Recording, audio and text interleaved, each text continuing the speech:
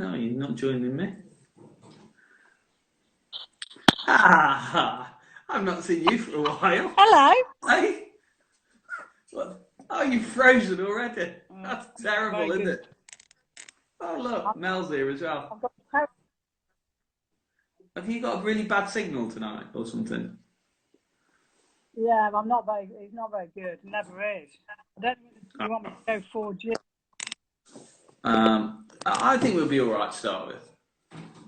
I think, I think, I think we should be fine. Now, I bet you're really worried, aren't you? Just get me book. I've been thinking about this all week. So in my journal,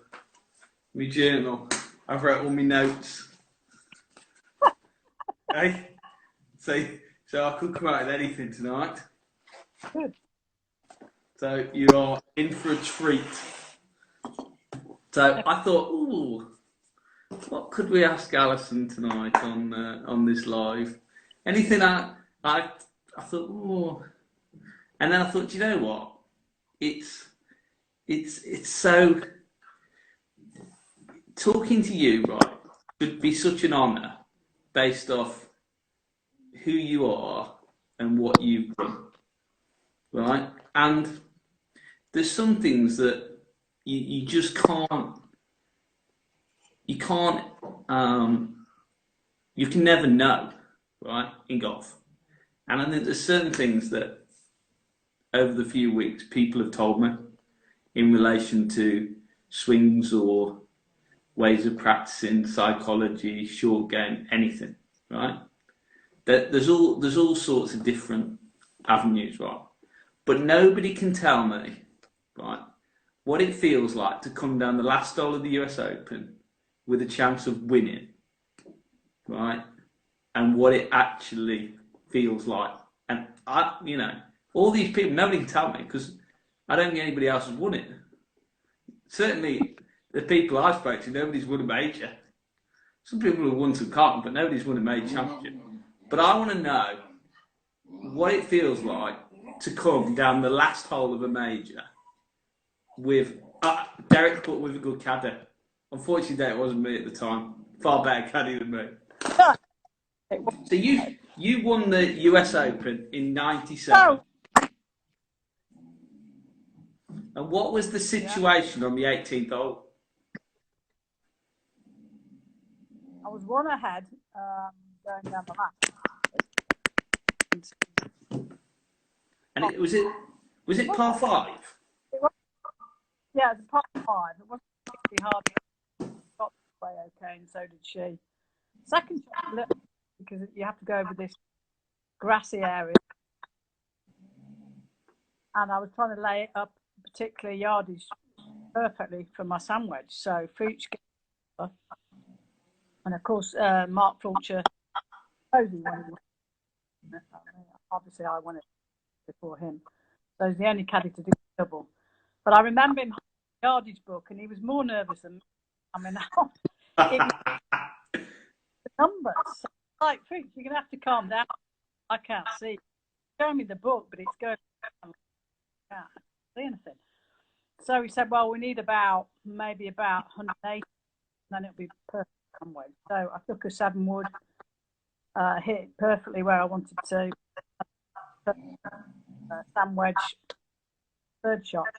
Went for it in 2, didn't get on, and she right hand side, and she went past the about 12 feet, 15 feet, and I knocked mine to probably about 10 feet to the right, because you didn't want to miss it. This swale that went down all day. So I was making sure that I was right at the stick, no, point. And she had a putt to tie, as you know, in the US Open, or you may not. It's an 18-hole play. That's a game changer, that is, as well. Another 18 holes the next day. Oh. So basically, I waited for her to play. And interestingly, I found out afterwards on the telecast, they were saying that no red Oh, you keep going in and out. All right. Do you want me to go? Yeah. I'll get off and come back on then because I need Okay. to the 4G then. All right. Okay, I'll turn it off and turn it on again. Sorry, the PGA. Oh, they said it's the discretion of the club and the facility. Right. That means Dave's place is open. So what are you going to do with the golf club then? Send him an email in the morning. Hey Derek, you alright? Wait, Derek. I have got your video, Derek. I need to have a look at it. What I'll do is I'll send you a message tomorrow. So, Dave's here. Thought you weren't coming tonight, Dave. Thought you were having a night off. Get ready to play golf tomorrow. Jamie? I would think, Jay, through lockdown, at least your hand will be a little bit better. Oh, Jenny's here. Whoever Mr. Stam Golf is, he's joined. All these interesting people. Where's that? Aha, here she is. Now, Mr. Duffy. Good evening, Tom. Now I can hear you a little bit better. Couldn't hear you. Yeah, that's actually better. I lost you halfway down the 18th fairway, I think. Oh, right.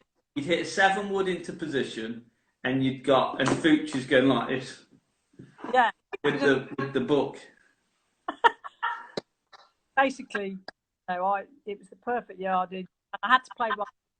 If you miss it left, or you hit it probably a feet left and spin, it would go down this way. You'd be there all day. Because I think Josh Pepper went about 4 to the top because it kept falling back down. I knew I had to stay with a good shot adjacent to the flag, about 12 feet.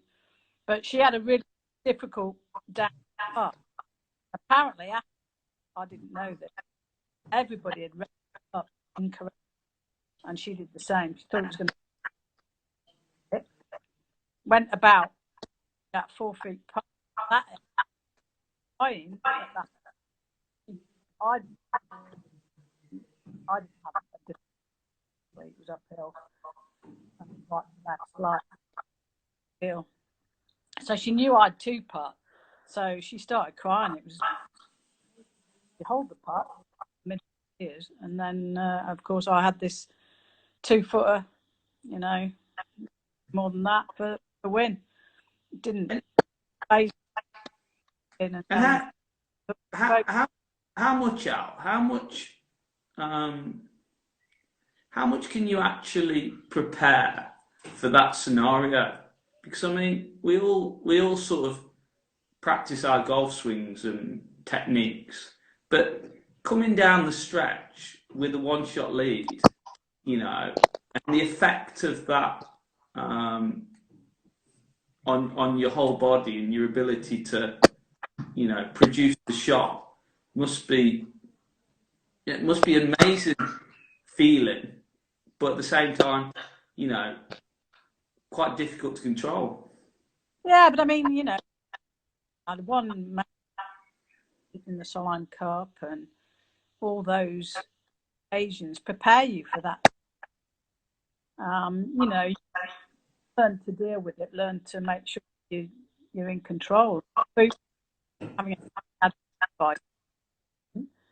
he made me laugh. He was more nervous than I was, so it's sort of diffused situation really. And yeah, of course you're nervous. Once you get into training, you're thinking about process. You're not really thinking about anything else. And you learn to do that through years of practice and playing year in, year out. And it's something that picks up quicker than others. Others never pick it up and get properly. But it's just making sure you breathe properly. That's the thing which I learned. So you're not breathing from your abdomen here, and just making sure that you keep in process rather than results. Because as soon as the future, you're stuffed. That's got to be really difficult as well under those circumstances. Because if I go on the practice area and I'm trying to hit the ball, you know, what's like a wedge shot to the green? Know that I can't go left of the pin. I don't want to go past the pin. And I look at it and I'm like, okay, fine. And then the kids go, I'll play you against it, Mike. Well, I'll probably miss the green. You know, and they're talking that you're like in the middle of the fairway. This is it. You've literally got a wedge shot. You could say couldn't have been any easier, wedge shot to the green. You know, whatever full shot. You still got to hit it. You still got to play it, haven't you? Yeah, but and at that point, there's got to be something that you trust. You know. Totally. I mean, you know, I didn't think don't go left, don't go long. I know I'm right. So I'm really thinking, I'm just expecting to do that, but that didn't enter my. I've already made the decision to go 12 feet right at the flag, no problem. And you get over it, go through your pre-shot routine, and just trust it. I mean, you learn. You know, it's learn. You know, you don't always do it. It took me 7 occasions. I came second. You know, it can't be that difficult.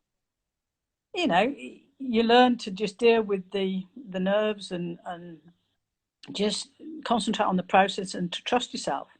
That's the key thing, and trying to remain calm. I mean, at the end of the day, if you lose, it's not life and death. But you can imagine this makes me laugh because you imagine like you'd think the caddie would be actually more calm than the player, wouldn't they? Because they haven't got to play the shot, right? And you know, I remember when we went to the US Open and we stood on the first tee. I reckon I was more nervous than you. And I'd go, just hit it down the fairway. Make sure it goes down the fairway, right? But how do you deal with Fucci who's like, right? You just thought he'd be the calmer, going, look, it's all nice and easy. And he's a wreck. I know, but I'm not. I mean, I can do it on occasion. You know, I've learned to keep things in perspective, and in effect, it helped me because I'm just going, I can't see. You know, I always like to look at it on the yardage chart. Okay, he might go got 80 yards or whatever, but I like to see it and like to see, you know, because I'm quite a visual person, so I wanted to see the book, see what I'd written down, and go from there. But yeah, I just thought that helped. Those little incidences always help because you've got to remain. You've got to have a sense of humor. You've got to just keep things in perspective. You know, it's a learning. You know, what do you think changed the most between being a aspiring professional to winning a major? What do you think changed the most mentally? Well, I think the thing was 2 years before I won it, I started American Medic. So basically, I put a plan in place to try and do that. I realised that I needed to go further. So then I went to see a physiotherapist and got fit, and because I needed to get a bit more speed to get it further and higher. And I just needed to. So, you know, I did that. I went to him and I went to him and I just said, look, this is what I want to do. And so we went through, talked about what we needed to change, little goals in place. And so, you know, I believed I could do it. For some reason, I thought I could. And that's the most important thing. If you believe you can achieve anything. And I think that's amazing. I think it's amazing because, right, you go there and you actually believe you can win the US Open, right? And in essence, right, you're going to stand there, play against, and I mean, Laura and these, who are literally miles bigger than you. Right? Without, you know what I mean? So if we were going to war, right, I'd probably pick Laura to be more successful. Well, yeah, possibly. Bigger, right? So how does little Alison have the strength of mind to go, I can beat the lot of you? Well, it's all about, but I've got a big heart, I've got a passion about it. I believed in myself, and I remember playing a match play event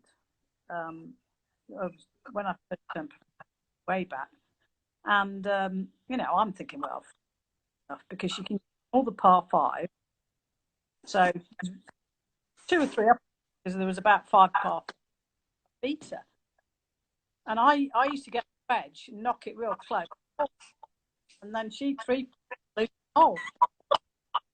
So I was so annoyed when she lost. She couldn't believe that I'd beaten her. But you've just got to play with your strengths.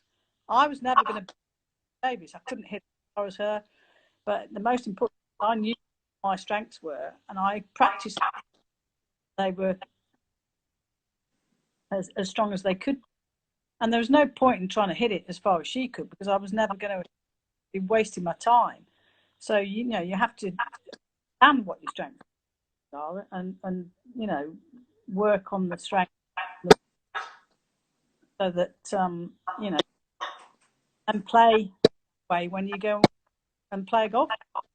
My strategy on a golf, I was much, planned out because of, I didn't hit it as far as she did. And I practiced so much because I needed to be able to compete at that level as far as she did and some of the other players. I don't think people really actually appreciate. I mean, you were like the best in the world at it. How much work you put in to that to become that good. I just think there's a lot of times where we perceive that if our technique's better, the result will be better. But I mean, you must have spent hours chipping and putting. I did. I mean, I worked on technique to a point, but you can get so wrapped you actually then don't shot that you're trying to hit because you're so worried about positions and how it looks. I've got athletic. I've always been in other sports, and you've just got to let it flow. And I think sometimes if you concentrate on that technique, you have athleticism of the person, and then actually get screwed up. Because what do you reckon?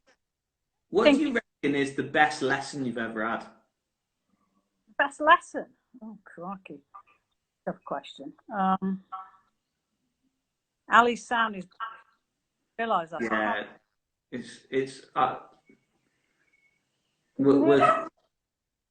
What do you reckon is the best lesson you've ever had? And why?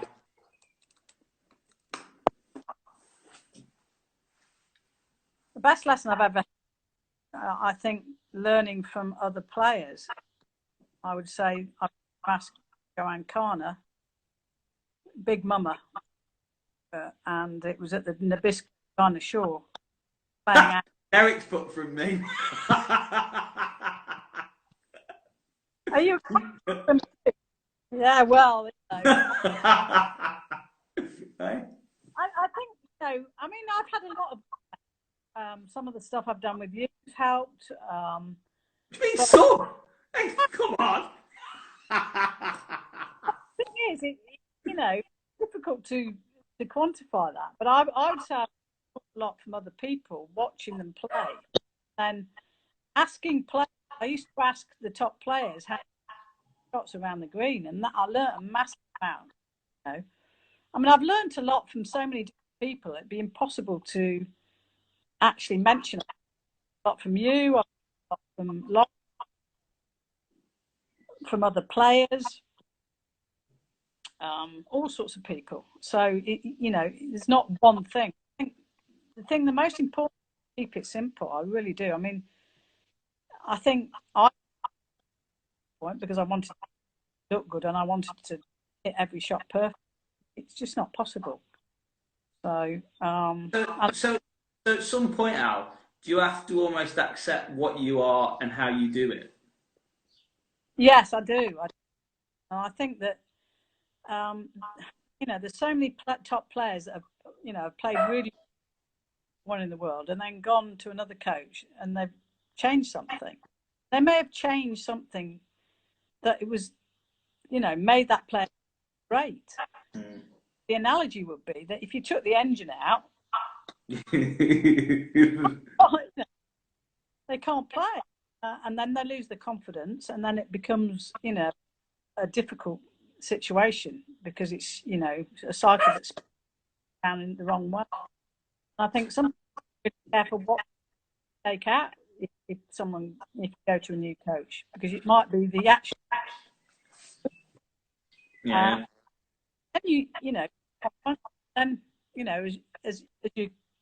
as your form dips, your confidence, and confidence is your biggest asset. If you haven't got that, you're going to struggle. So if you or presumably you have through your career, if you lose your confidence, right, how do you gain it back? Is that where people end up, do you think, skipping from person to person for advice, trying to find that little nugget that brings the confidence back? Or, is it a scenario where actually we have to look a lot deeper to the things that made us good and just go back to the basics? I think going back to the basics, you also have to look at small gains. You have to say, I am where I am. It's not necessarily what I want.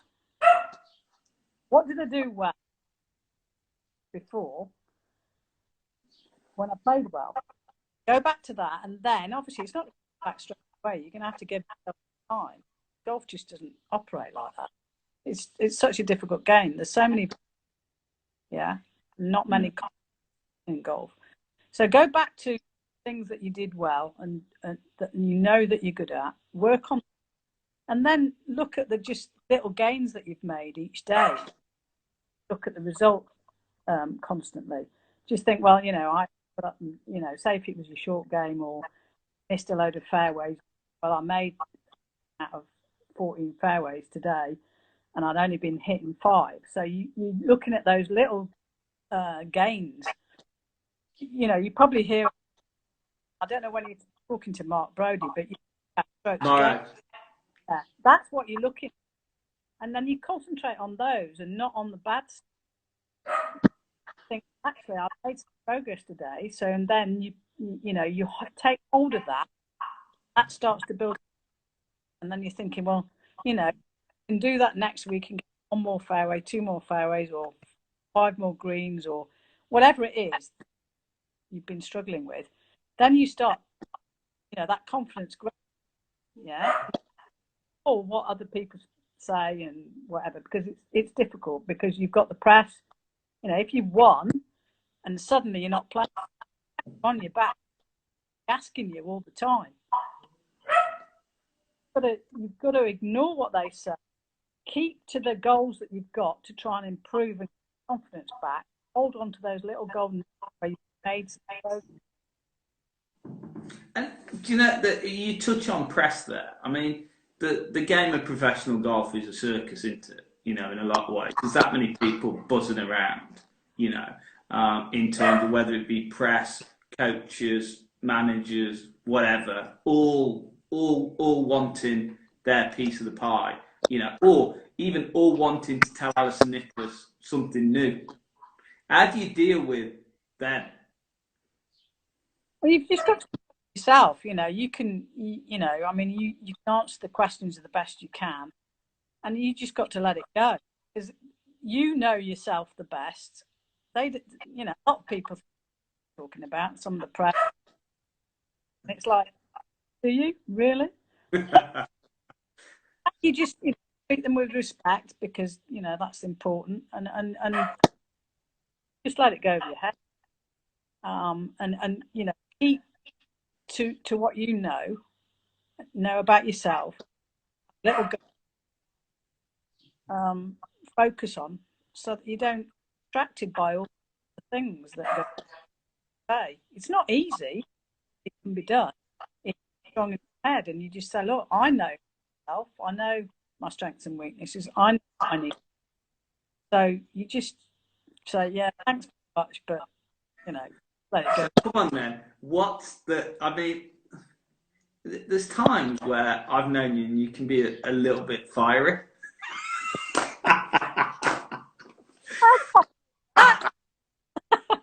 Right. Right. And, you know, you wouldn't necessarily think that at the moment, but you could be a little bit fiery. Right?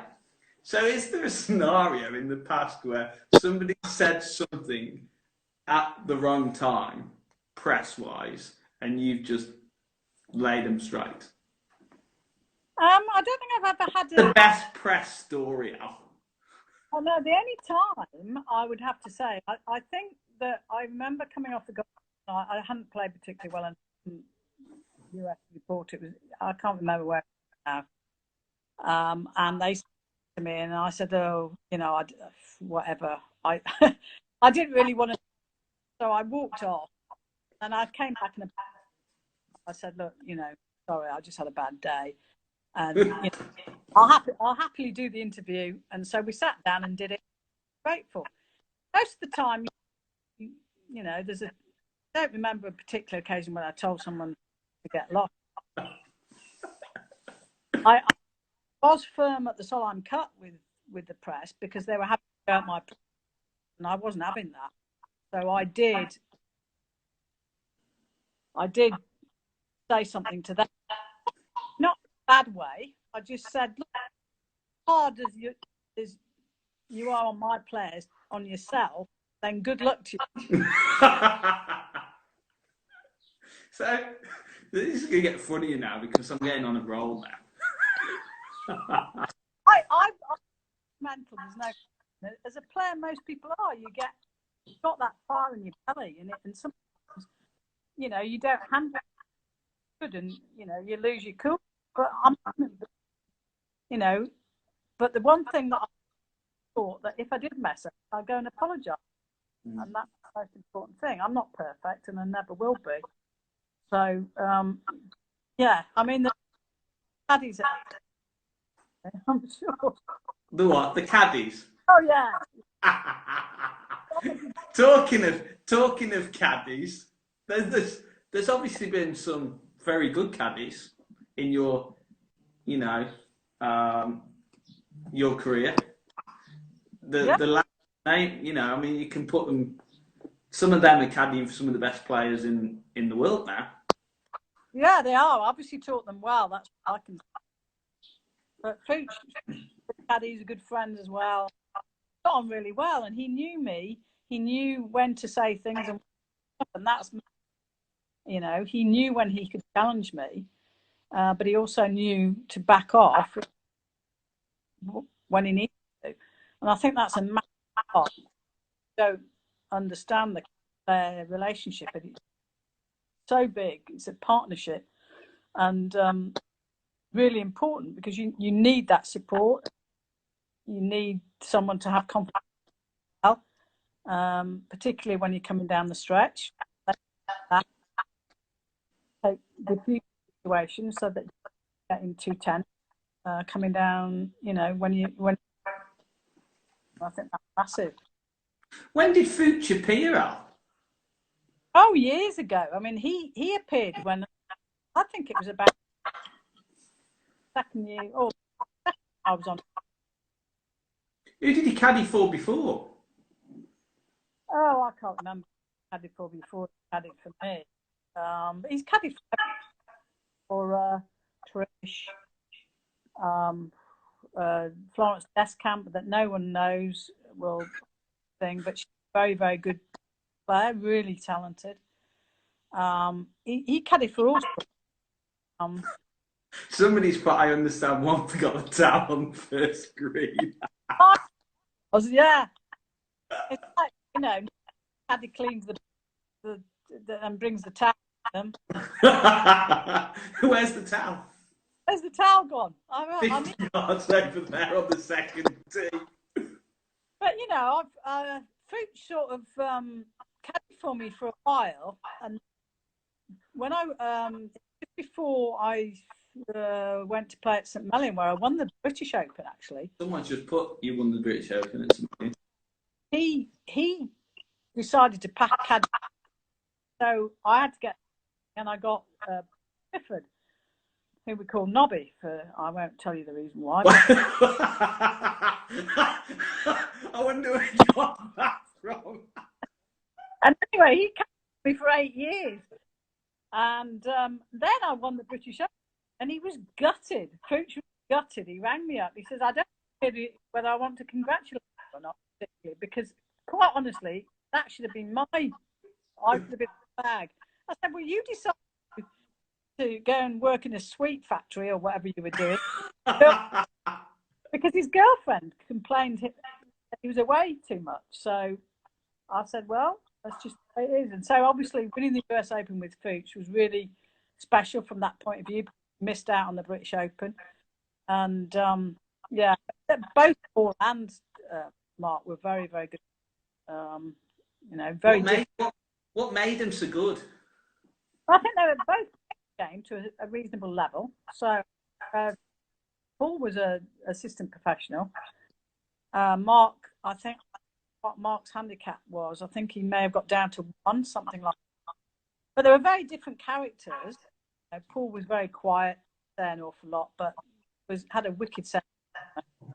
And Fuchs was different. He was more a moody man, and got down quite. So interesting. I mean, he was very fun too. He made me laugh too. But very different characters. They like a bet or two, I have to say. So. That's brilliant. Yeah, but you know, but they were good, and obviously Mark went on caddy for Rose, did fantastically.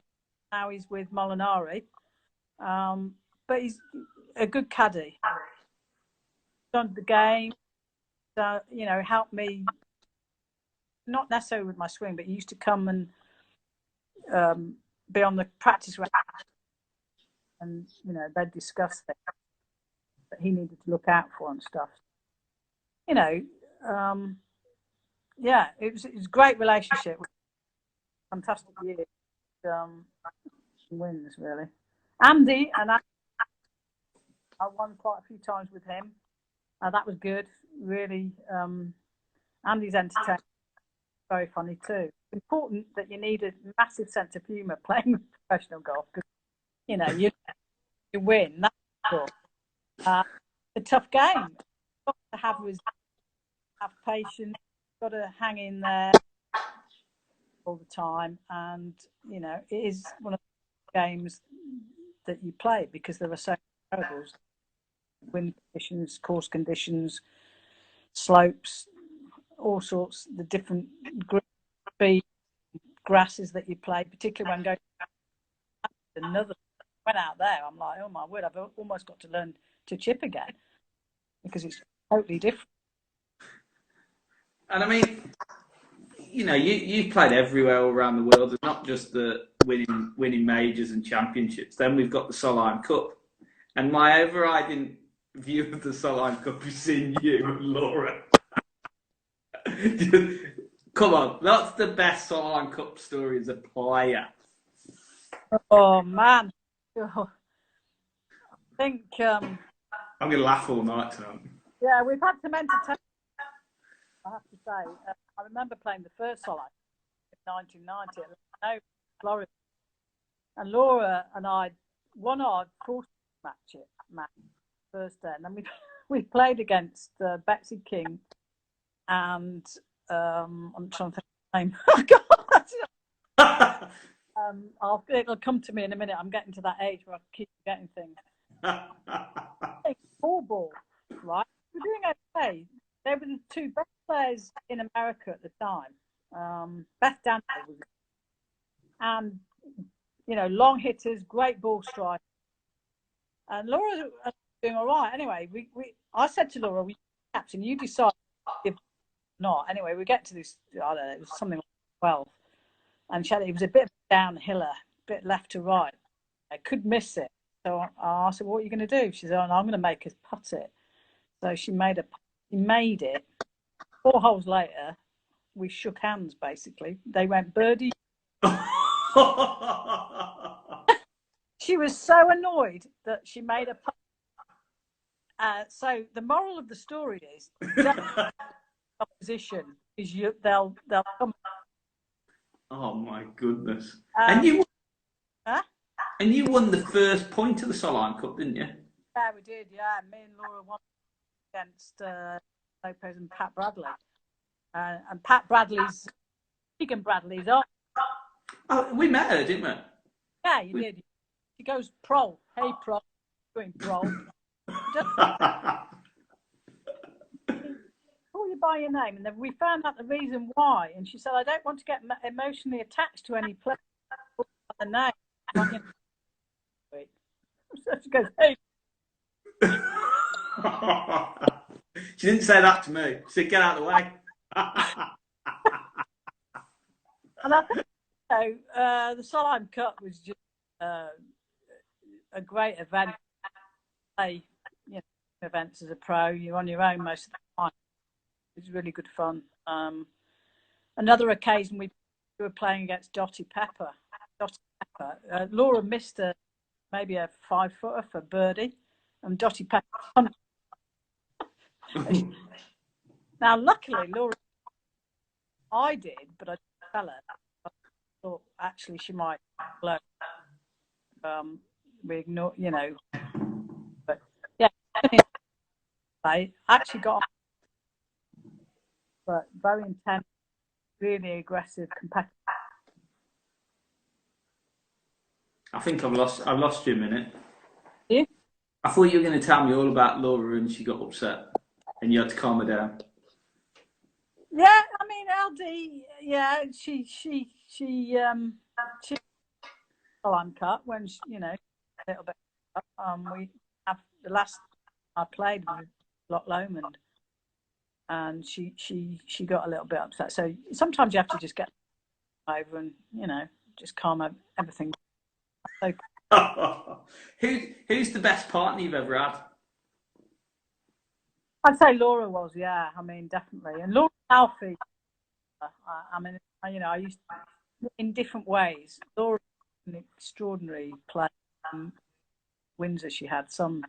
I don't know what she must be up to 91 or something, which is unbelievable.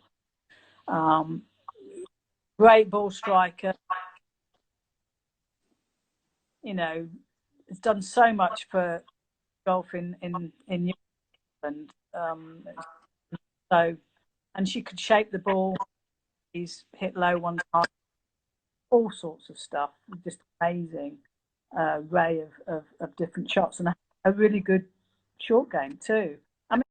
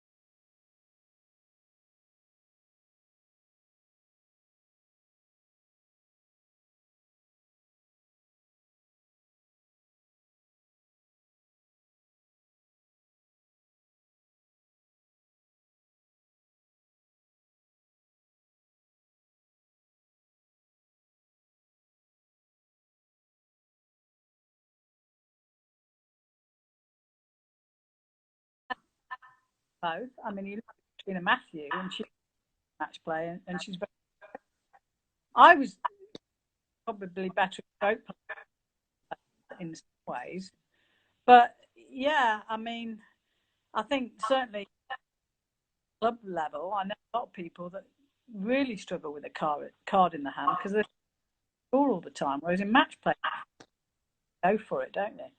And there is that, and some people like that. Someone, and it's a personal thing. But you know, for me, I tried to just play, and I knew the image got to come out fast, particularly got to come out firing cylinders, get a couple of birds, you know, away you go. And you know, obviously, Solheim Cup was all about scoreboard and all that sort of thing.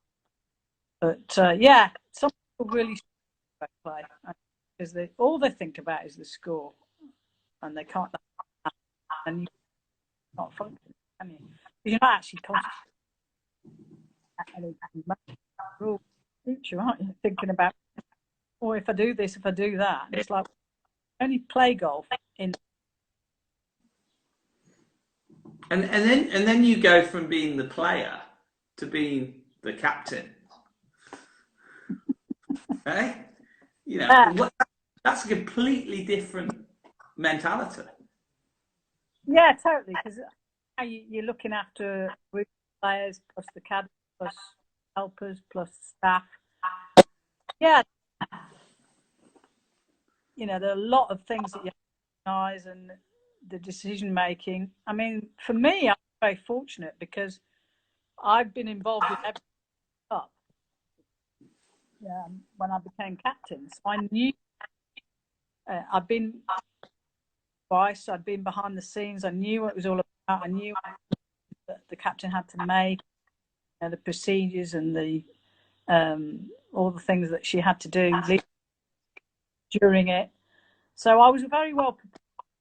So I did a, you know, make sure that I cover everything. So I talked to Ryder Cup captain, past Solheim Cup captain, players about what they wanted, what they didn't like, what they liked, all those sort of things. And it's all really about communication.